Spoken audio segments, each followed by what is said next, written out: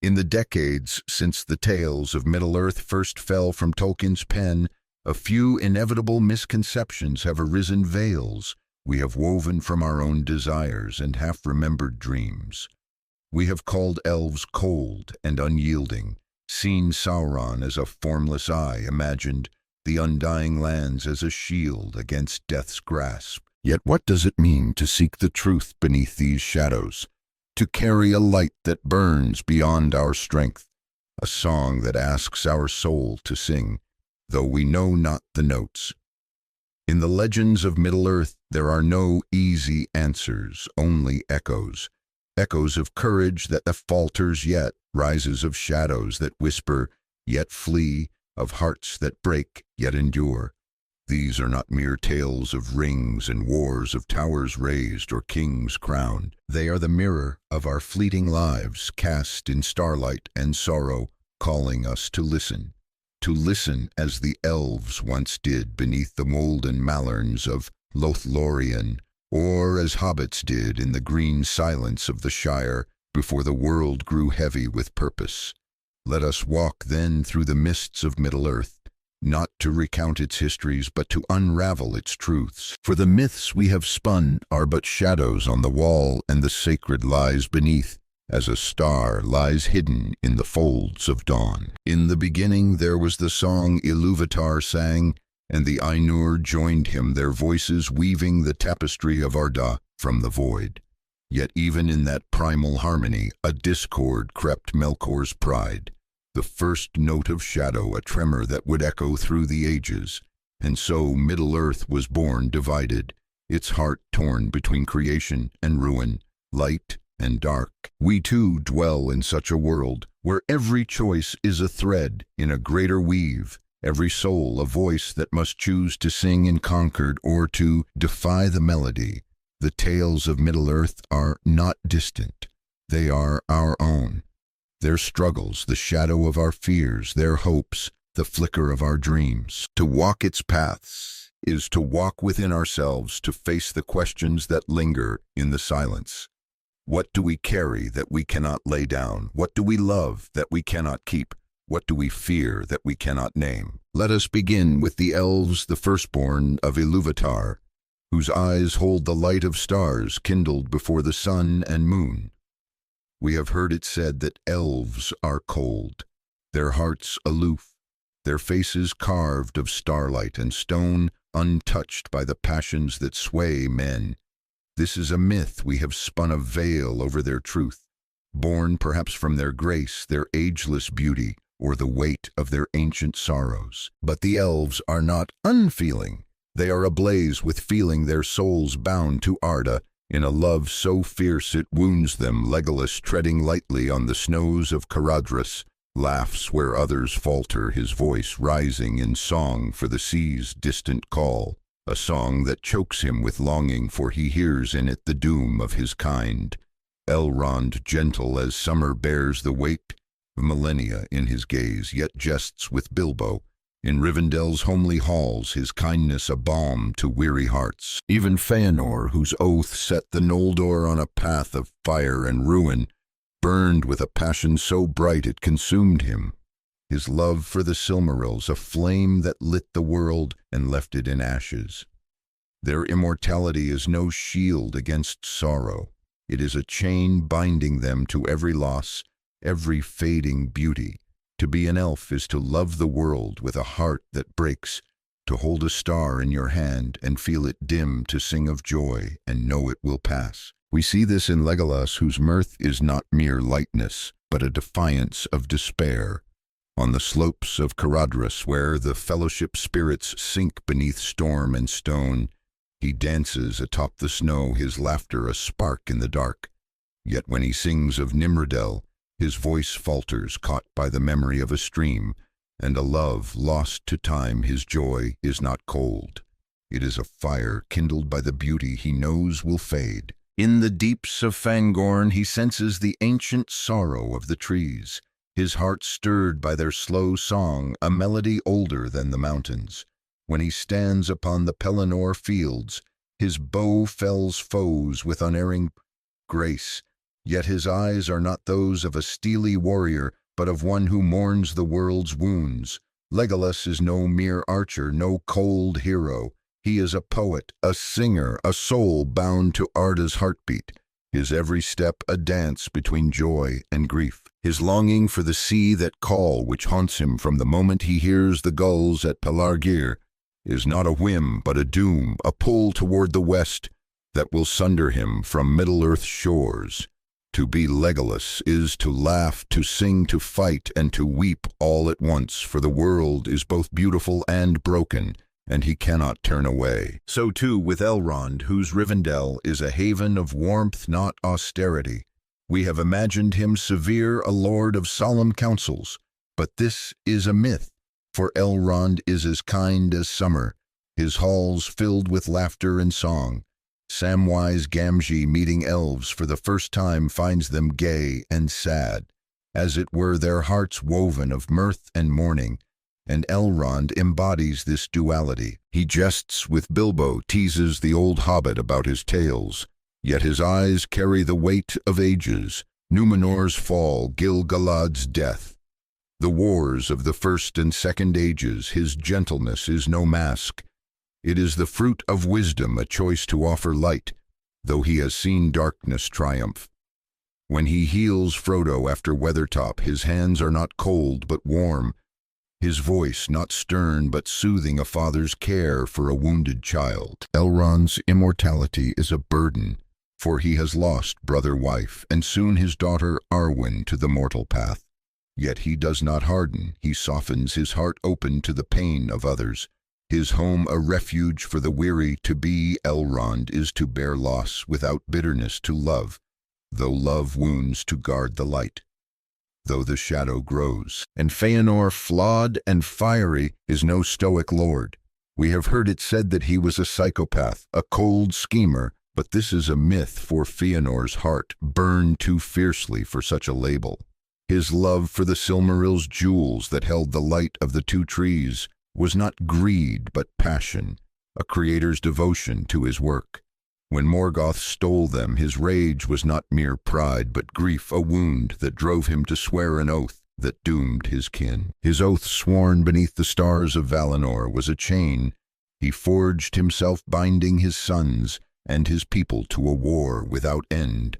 Fëanor's fire lit the rebellion of the Noldor, their exodus to Middle-earth, but it also consumed him, his death in battle, a spark snuffed out too soon. His story is a warning. Passion without wisdom is a flame that burns all it touches, yet it is also a testament to the elves' depth, their capacity to feel so deeply that their love can shake the world. To be Fëanor is to create, to love, to err, and to fall a star that blazes and fades in its own light. Their immortality then is no gift of ease, but a burden of endurance. We have heard it said that elves may cast off this eternal bond, choosing mortality as one might choose a path through a wood. This is a myth, a half-truth woven from the tales of Luthien and Arwen, and here we must tread carefully, for the truth is both wondrous and rare. Luthien, daughter of Thingol and Melian, the Maya, sang before Mandos a song so piercing that the Valar wept, winning a mortal life for her love. Beren. Her choice was no mere decision. It was a miracle, a grace granted by Ilúvatar himself, for she alone among the Eldar could sway the heart of Mandos, could move the immovable. Her song was not of power but of love, a love that broke the bounds of Arda's laws, that rewrote the music of her fate in the halls of Mandos where the spirits of the dead await judgment. Luthien stood, her voice a thread of light in the dark, weaving a plea that no other could make. She sang of Beren's courage, of their trials in Angband, of a love that defied Morgoth's chains, and Mandos, stern and silent, was moved, his pity a crack in the stone of fate. Ilúvatar, hearing her song, granted her wish, but with a price. She and Beren would live again, but as mortals their lives brief, their end beyond the world's circles. Luthien's choice was a sacrifice, a star that fell to earth, its light dimming for love. Arwen, half-elven daughter of Elrond, chose a like path. her love for Aragorn a bridge between the kindreds. We have imagined her choice a simple one, a romantic whim, but this is a myth, for Arwen's decision was a wound that bled for centuries. As the daughter of Elrond, half-elven by birth, she carried the rare grace of her lineage, a choice granted to Elrond and his brother Elros in the First Age. Elrond chose the fate of the Eldar, his spirit bound to Arda. Elros chose mortality, founding the line of Númenor. Arwen, born to Elrond and Celebrian, inherited this choice, but it was no light thing. To choose mortality was to forsake her father, her people, the undying light of Valinor. In Rivendell she wove a banner for Aragorn, a standard of hope for Gondor, her hands steady, though her heart trembled in Minas Tirith. She wed him, her joy, a fleeting star against the shadow of loss. Her death alone in the fading woods of Lothlorien was no gentle passing, but a bitter farewell, her spirit departing beyond the world's circles where no elf could follow. Arwen's choice was a testament to love's power, but also to its cost, a reminder that even the brightest stars must fade. Yet these are exceptions, rare as stars falling to earth. Legolas, Galadriel, Thranduil. Their spirits are bound to Arda, their bodies may perish, but their essence cannot pass beyond the world's circles. Galadriel, standing in Lothlorien, knows the sea's call, knows her time in Middle-earth wanes, yet she cannot choose to die as men do. Her heart is bound to the world, to its trees and stars, to the memory of Valinor's light. In her mirror, she sees futures she cannot change, her power a burden she bears with grace. When she sails to the west, it is not to escape, but to return, to carry her immortality back to the land where it was born. Legolas, hearing the gulls at Pelargir, feels the sea longing stir, a call that will draw him to Valinor in time. Yet his sailing is no mortal end. It is a continuation, a song that shifts but does not cease. Thranduil in his woodland halls mourns the fading of Mirkwood. Yet his spirit endures, tied to Arda's fate. To be an elf is to live forever, but to live forever is to watch the world change, to see beloved faces pass, to know the beauty you guard will slip through your fingers like sand. This truth is ours, though our lives are brief. We love and we lose, we build and we see our works crumble. The elves' sorrow is magnified by eternity, but it is not alien. It is the shadow of our own grief, the echo of our own loves. We too know the pain of holding what we cannot keep, of singing songs that fade, of carrying lights that burn. The elves teach us that to love is to risk pain, to hold light is to know shadow, to live is to face loss. Yet they also teach us to sing, to dance, to laugh, to defy the shadow with joy. Legolas's laughter on Caradhras, Elrond's kindness in Rivendell, Galadriel's grace in Lothlorien, these are not cold acts, but warm, not distant, but near, not eternal, but human. The elves are not our opposites, they are our mirrors, their immortality a lens that sharpens our own fleeting lives, their sorrow a song that resonates in our hearts. The shadow itself takes form in Sauron, the Dark Lord, whose name is a whisper of dread across Middle-earth. We have heard it said that he is but a great eye wreathed in flame, a formless terror gazing from Barad-dûr. This is a myth we have spun born of Frodo's vision. In Galadriel's mirror, where he saw a yellow eye rimmed with fire, its pupil a pit of nothingness.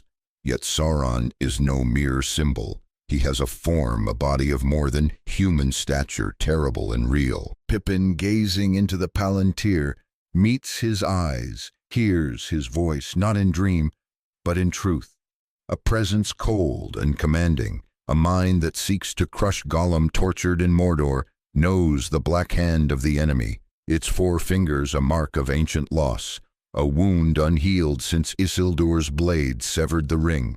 Sauron is not incorporeal, he is a Maya, a craftsman who once served Ale, a maker who sought to shape Arda in his image. Unlike Morgoth, whose envy sought only ruin, Sauron craves dominion, the perfection of order.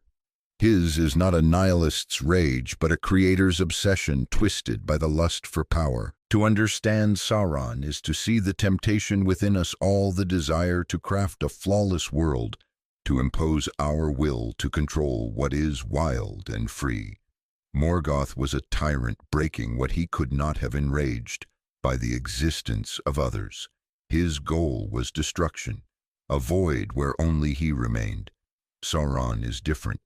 He is a maker, like the Dwarves, like the Elves, like Ilúvatar himself. But where Ilúvatar's song was harmony, Sauron's is control, a vision of a world bent to his design, free of chaos, free of dissent.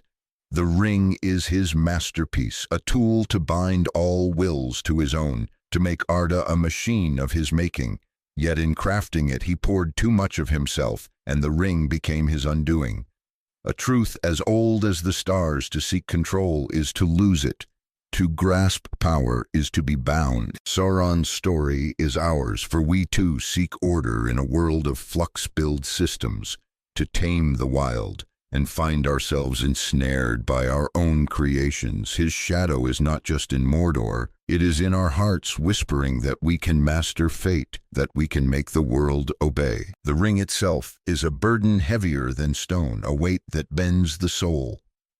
Frodo carries it not as a hero, but as one who fears he is too small, his heart trembling with a choice he did not seek. We have thought the ring a weapon, a tool of power, but it is a mirror showing each soul its deepest desire. Gollum, once Smeagol, was no cousin to Déagol, as some have claimed, but a friend, a relative only in the loose bonds of their Storish community. The ring came to him by chance on the banks of the Anduin, where Déagol found it glinting in the mud. Smeagol's heart, already touched by greed, demanded it, and in that moment he became Gollum, his love twisted into murder, his life bound to the ring's shadow. The ring broke him, not because he was weak, but because no heart can bear its weight. Alone, Smeagol's fall is a warning. The shadow does not always come as a dark tower or a fiery eye. Sometimes it is a whisper, a promise of safety, of control, of love. To resist it is to know fear, to feel the silence of your own heart, to choose the harder path when every step is pain. Frodo knows this fear, standing in the Sammath Naur, the ring, heavy in his hand, its voice louder than his own. He is no warrior, no king. He is a hobbit, small and simple, yet chosen for a task that breaks the great. His journey is not one of glory, but of endurance. Each step a battle against the ring's weight, each night a struggle against despair. In the wastes of Mordor, where ash chokes the air, and hope is a distant memory, Frodo falters his strength, spent his will fraying. Yet he is not alone. Sam is there, his loyalty a light that no shadow can dim. His presence a reminder that burdens are shared, that love endures where power fails. Sam carries Frodo when the ring-bearer cannot walk, his arms strong where Frodo's fail, his heart steady where Frodo's wavers. In the silence of Mordor's desolation, Sam speaks of the Shire of green fields and warm hearths, his words a thread of hope that binds them to life. Frodo's burden is ours, for we too carry weights. We did not choose duties, fears, loves that demand more than we can give. To bear them is to know pain, to feel the silence of our own weakness. Yet to bear them is to find strength not in ourselves, but in those who walk beside us. Galadriel too knows the ring's temptation, her heart tested in Lothlorien. We have heard it said that she is cold, a queen of ice and starlight. But this is a myth, for her heart burns with the fire of the Eldar. When Frodo offers her the ring, she sees a vision of herself as queen, beautiful and terrible, all Middle-earth bent to her will. All shall love me and despair, she says, her voice trembling with the weight of what she could become. The ring promises her power to preserve Lothlorien, to hold back the fading of her realm, to make the world as she dreams. Yet she refuses, choosing to fade, to remain Galadriel and not a shadow of Sauron. Her choice is not cold, it is a sacrifice, a letting go of power for the sake of love, a star that dims to let others shine, Galadriel's test is ours, for we too face moments when power beckons, when we could grasp control and lose ourselves. To resist is to choose smallness, to trust in a light beyond our own, to sing a song we cannot fully know. The Council of Elrond, where the ring's fate was decided, is no mere meeting of lords. We have heard it said that Elrond summoned it, calling the great to Rivendell to face Mordor's threat. This is a myth. We have spun a shadow of our need for order. Elrond did not call the council. It was Ilúvatar's design, a convergence of chance that was no chance at all. Boromir came seeking a dream's riddle, a vision of a broken sword and a halfling's doom. Legolas came to bear tidings of Gollum's escape, a warning from Mirkwood's halls. Gimli came with his father Glóin, seeking news of Balin's fate in Moria, their hearts heavy with foreboding. Strangers from distant lands they met by fate, not by decree, their paths crossing in Rivendell on a single day, October the 25th in the year 3018 of the Third Age. In their gathering we see the silent music of Ilúvatar weaving together those who must deem the ring's doom. Elrond speaks not as a commander, but as a guide, his words a call to truth. The ring must be destroyed, but who will bear it? The voices fall silent, the air heavy with fear, and Frodo speaks, his small voice carrying the weight of worlds. I will take the ring, though I do not know the way. Frodo's choice is not one of strength, but of surrender, not of certainty, but of faith. He is no hero in the mold of men or elves. He is a hobbit, his heart rooted in the Shire's simplicity, his courage born of love for a world he may not save. In the silence of the council he feels the weight of eyes, Elrond's wisdom, Gandalf's hope, Aragorn's resolve, Boromir's doubt. Yet it is not their will that moves him. It is a deeper call, a note in Ilúvatar's song that he cannot name. His voice trembles, for he knows the road is dark, the burden heavy, the end uncertain. Yet he speaks, and in that moment the fate of Middle-earth shifts, a single choice, rippling through the ages. The council is not a debate of kings. It is a moment of silence where the small are chosen, where the weak are made strong, where Ilúvatar's will shines through the cracks of chance.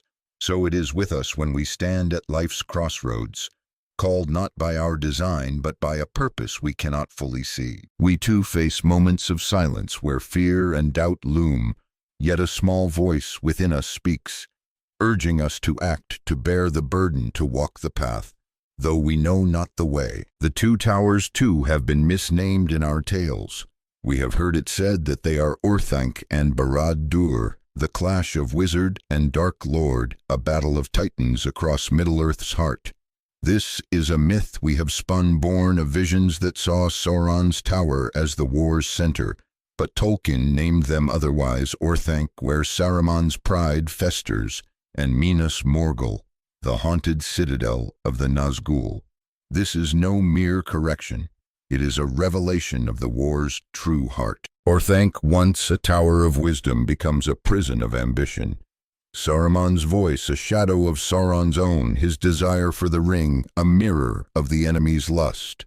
Minas Morgul, once Minas Ithil, the tower of the moon, is now a place of dread, its light twisted into a sickly glow, its halls home to the ring-wraiths whose screams chill the soul. These towers are not Sauron's seat, but the battleground of betrayal and fear, where Gondor's hope wanes and Isengard's sorcery rises. To mistake Barad-dûr for one of these is to misunderstand the enemy's reach, to see his power as confined, when it is vast, woven into the despair that grips Middle-earth.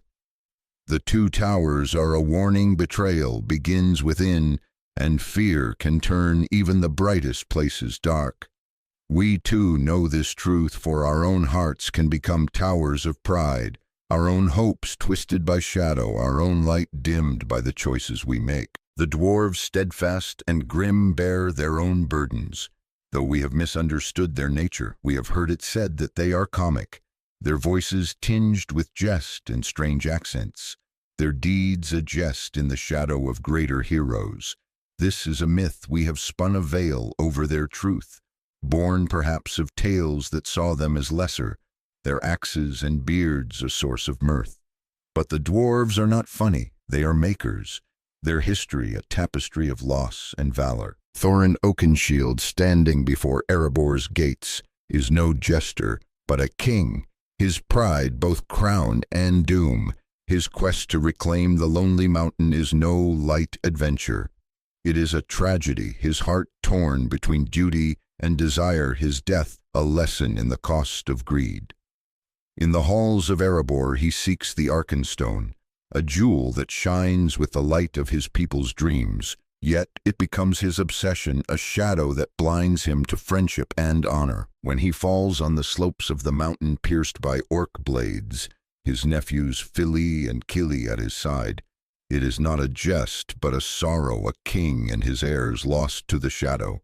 They fought. Thorin's story is a mirror of our own, for we too chase dreams that consume us, build kingdoms that crumble love, treasures that lead to ruin. Gimli, son of Gloin, carries this legacy, his heart heavy with the memory of Moria's fall.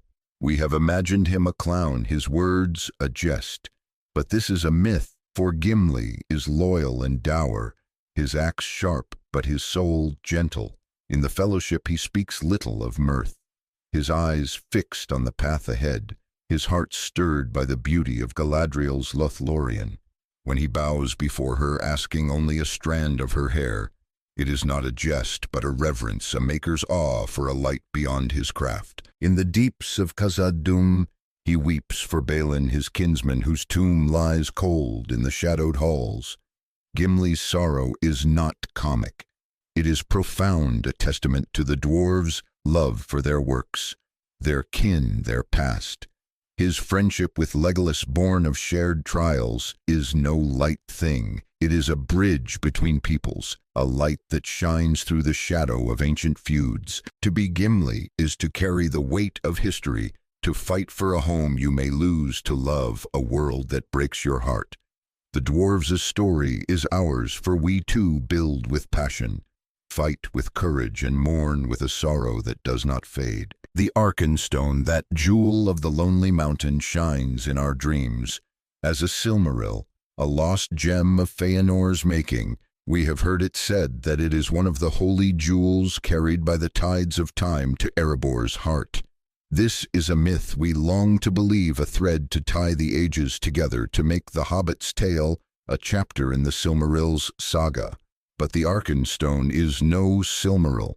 The Silmarils, hallowed by Varda, burn the unworthy, their light unyielding, their forms unbreakable. When Beren took a Silmaril from Morgoth's crown, it cost him his hand, the jewel's fire, a judgment on his mortal flesh. When the sons of Feanor touched them, their hands blistered their oaths, a chain that burned.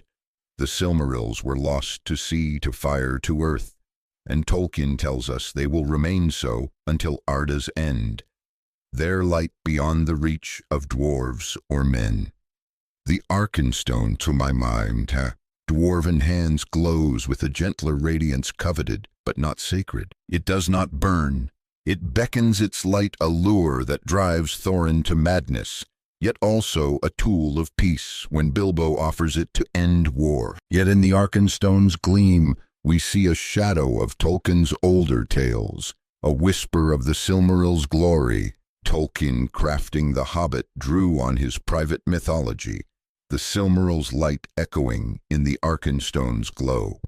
The word Arkenstone shares roots with Old English Eorknenstan, a term Tolkien used for the Silmarils in his linguistic notes, a nod to their shared spirit. But they are not the same. The Arkenstone is a jewel of Middle-earth, not Valinor, its beauty earthly, its power mortal. It is a symbol of desire and redemption, a mirror of our own hearts. Beautiful, flawed, and fleeting, Thorin's obsession with it is our own, for we too chase treasures that blind us, seek lights that lead to shadow. Yet Bilbo's choice to give it away is also ours, a reminder that to let go is to find peace, to sacrifice is to heal. The Arkenstone story is a lesson. What we love can destroy us, but what we release can save us. Time in Middle-earth is not as we know it. We have heard it said that its peoples count their days as we do, in the months of our Gregorian reckoning with Februaries and Marches and Julys. This is a myth, a misunderstanding of Tolkien's craft, born of our assumption that Middle-earth mirrors our world. But Tolkien was no idle world builder. He crafted calendars as intricate as his languages, each a song of its people's soul. The Elves knew years of 144 winters, their weeks of 6 days, their seasons. Sixfold, spring, summer, autumn, fading, winter, stirring. Their time was vast, a rhythm that spanned millennia, their days counted in starlight and song. The men of Numenor in the Second Age reshaped this crafting, a calendar of 12 months, their weeks, 7 days, their years, a step closer to our own. But it was the hobbits of the Shire who perfected it, their Shire reckoning, a marvel of simplicity and grace. In the Shire, every month has 30 days, no exceptions, a harmony that our own calendar lacks. No short Februaries, no rhymes to recall which months have 31 days. Each month is equal a steady beat in the song of time. The year begins with Yule, 2 days of feasting that straddle the old and new, a Hobbit Christmas back to back. Then come the months after Yule: Solmath, Wreathi, Astron, Thrimage, Forlyth. After Forlyth come the Lithe days, 3 days of summer celebration, free from any month days for dancing and laughter, for pipeweed and ale. Mid-year's day, the heart of the Lithe, is no weekday, no Monday or Sunday. It stands alone, a day of pure joy, and in leap years an extra Lithe day joins it, a 4th day of revelry. After the Lithe come the latter months, after Lithe, Wedmath, Hallowmath, Winterfilth, Blotmath, for Yule, and then Yule again, closing the circle. The Shire's calendar is a song of balance, its 364 weekdays dividing perfectly by 7, ensuring every year begins on a Saturday. Every festival falls on the same day, a rhythm unbroken by time's chaos. This calendar is more than a count of days. It is a reflection of the Hobbit's heart, their love for order, for joy, for the small things that make life sweet. In the Shire, time is not a master but a friend, a melody of feasts and seasons that binds the community together. Yet even this peace is fleeting, for the ring's shadow falls on the Shire, its green hills scarred by Saruman's spite. The calendar's simplicity is a lesson. Time is not ours to hold, but to cherish, to fill with love and laughter. Though the shadow looms, we too seek such harmony, counting our days, in hope of meaning, yet finding that time slips through our fingers like water. The Shire's calendar is a dream of order, a song we long to sing, yet its truth is bittersweet. No calendar can halt time's march, no feast can stay the shadow. The undying lands, that far western shore, call to us as a place of eternal rest. We have heard it said that to sail there is to escape death, to dwell forever in light. This is the deepest myth, the most bittersweet truth of Middle-earth. The undying lands are named for their inhabitants, Valar Maya elves whose spirits endure, bound to Arda's fate. For mortals they offer no such grace. Frodo, Bilbo, Sam, even Gimli sail to that shore, but their lives are not lengthened. In Valinor, a mortal's span is shortened, their days burning swift as moths. In a flame too strong, Frodo finds healing, not immortality, his wounds eased by the light of Aman. Yet his life remains brief, a flicker against the eternal. Bilbo, old and weary, sails with him, his laughter fading into silence, his tales left to the pages of his book. Sam, arriving decades later after a life of love and loss, in the Shire finds only the memory of his friend, his heart full, yet his days few. Gimli, carried by Legolas's ship, sees the shores of Valinor, A maker's dream fulfilled, yet his mortal heart cannot linger. The undying lands are a rest, a pause before the great unknown, where mortals pass beyond the world's circles to Ilúvatar's embrace. To sail there is not to defy death, but to accept it, to trust in a hope beyond sight. Frodo's journey is not a triumph. It is a surrender, a letting go of the world he saved. A star that fades to let others shine. Sam's sailing is a homecoming not to Frodo, but to peace. His heart content though his friend is gone. Bilbo's passage is a quiet end, a hobbit's tale closed in the light of the west. Gimli's voyage is a miracle, a dwarf in the land of elves, yet his end is the same, a mortal's farewell to a world not his own. The undying lands teach us that death is not an enemy but a door, a passage to a mystery we cannot know. We too seek such rest, dreaming of places where pain ceases, where love endures. Yet the truth is bittersweet, no land can halt our end, no light can stay our fading. To live is to accept this, to love though we lose, to hope though we pass. The Lord of the Rings itself is no mere tale, no trilogy, as we have named it. We have heard it said that it is 3 volumes, a fantasy of dragons and wizards, a story neatly divided into fellowship towers and king. This is a myth, for Tolkien wrote it as one great tome, 6 books woven into a single song, a mythology born of Germanic sorrow and Norse valor. It was not meant to be split, its pages torn into thirds by the demands of post-war publishing. Its unity fractured by ink and paper's scarcity. Tolkien mourned this division, for each book has its own soul, its own rhythm, its own note in the song.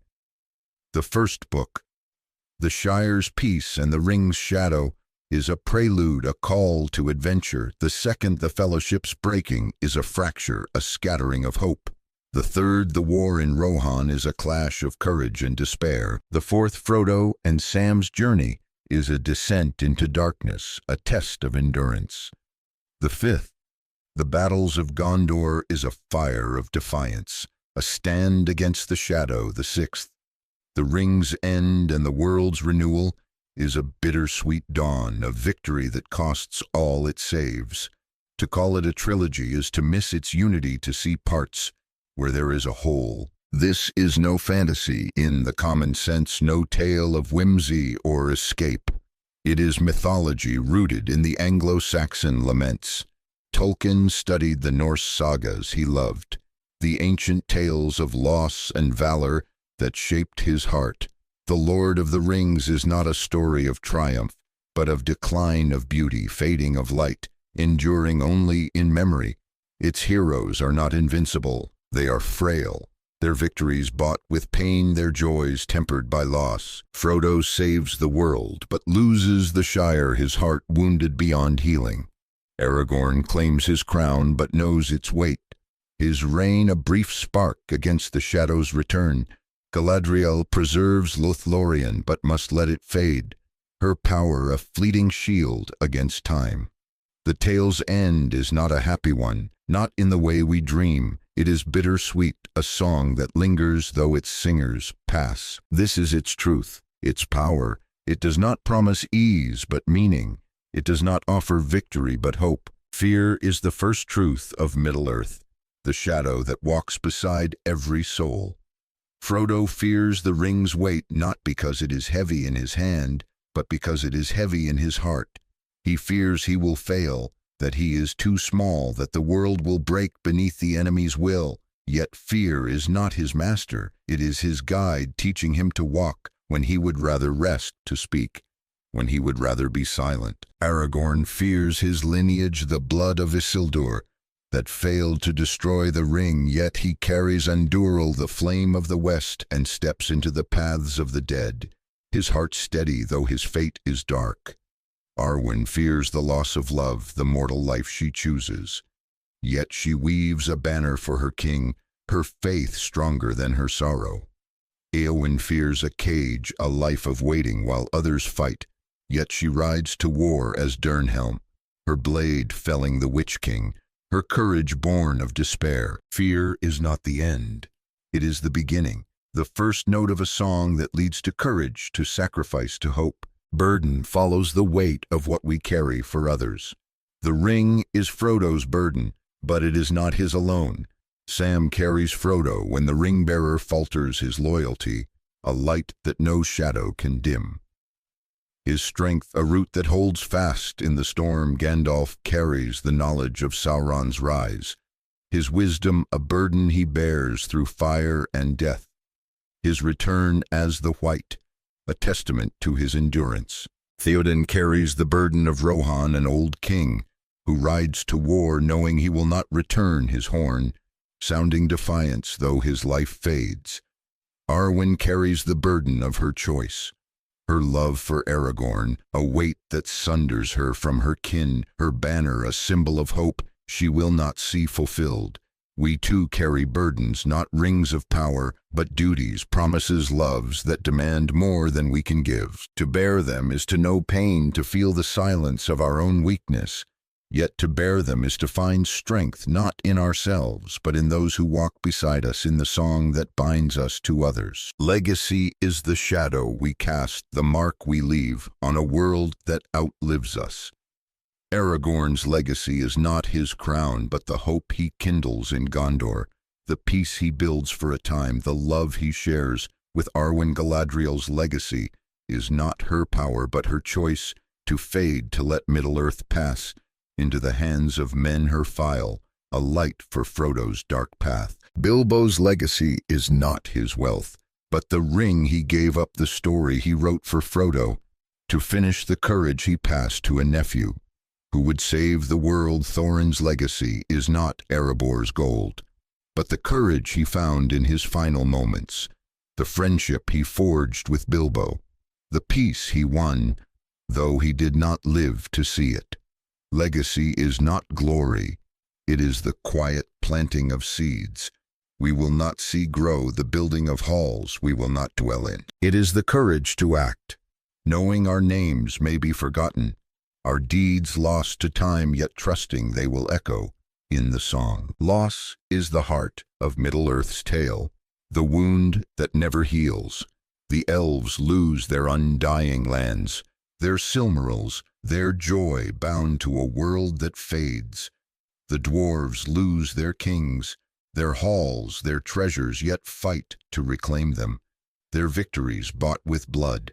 Frodo loses the Shire not to war but to the shadow within him, the wound that no healing can mend, his heart forever marked by the ring's weight. Sam loses Frodo not to death but to the west, his friend sailing beyond his reach, his life in the Shire full yet incomplete. Aragorn loses Arwen, her mortal death, a shadow he cannot escape, his kingship, a duty that outlives his love. Loss is not the end, it is the crucible, the fire that shapes us. To lose is to love, to hold what is precious, knowing it will slip away. To lose is to sing though the song breaks your heart, to carry the light though it burns your hand. Silence is the space where truth dwells. In the council of Elrond the voices fall silent, and Frodo speaks his small voice carrying the weight of worlds. On the slopes of Mount Doom Sam is silent, his words spent, yet his presence is enough to carry Frodo forward. In the halls of Mandos Luthien sings, but it is the silence that follows the pity of the Valar that changes her fate. In the fields of Cormallen after the rings fall, the world is silent, a moment of awe before the joy begins. Silence is not absence, it is presence, the moment when we hear the song, when we feel the will of Ilúvatar. To dwell in silence is to face our fear, to bear our burden, to trust in a hope we cannot see. We too know silence in the moments before a choice, in the pause after a loss, in the quiet of a heart that seeks meaning.